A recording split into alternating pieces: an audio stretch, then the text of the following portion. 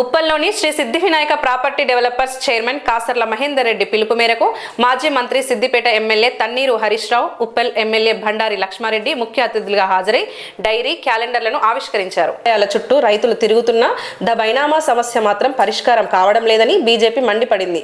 రని పేరుతోనూ ఇప్పుడు భూభారతి పేరుతోనూ ప్రభుత్వాలు హామీలిచ్చి తులను మోసం చేసి ఆరోపించారు. నర్సంపేట నియోజకవర్గంలోనే దాదాపు 27,000 సాదా బైనామా దరఖాస్తులు పెండింగ్ లో ఉండగా టిని తిరస్కరించడం అన్యాయమని పేర్కొన్నారు. మున్సిపల్ కొల్లూరు పోలీస్ స్టేషన్లో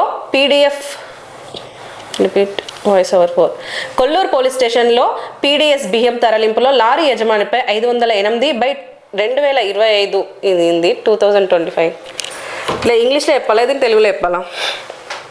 repeat voice over 4. Kolluru police స్టేషన్లో పీడీఎస్ బియ్యం తరలింపులో లారీ యజమానిపై 508/2025 BNSS section 318 essential commodities act section 7 case నమోదైంది. ఈ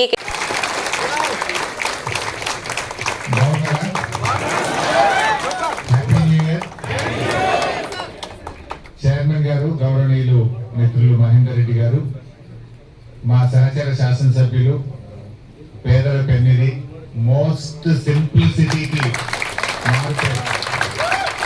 బహుశా 119 మంది ఎమ్మెల్యేల్లో గన్మెన్లు లేకుండా మోటార్ సైకిల్ మీద పొద్దున 6 గంటల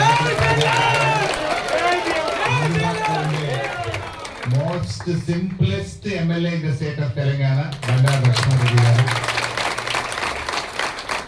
పెద్దలు శంకర్ రెడ్డి గారు, రఘుమారెడ్డి గారు, సత్యరెడ్డి గారు, డైరెక్టర్లు, మా మిత్రులు సోమిరెడ్డి గారు, అదేవిధంగా మా తమ్ముళ్ళు కార్పొరేటర్లకు, ముఖ్యంగా శ్రీ సిద్ధి వినాయక ప్రాపర్టీ డెవలపర్స్ కుటుంబ సభ్యులందరికీ పేరు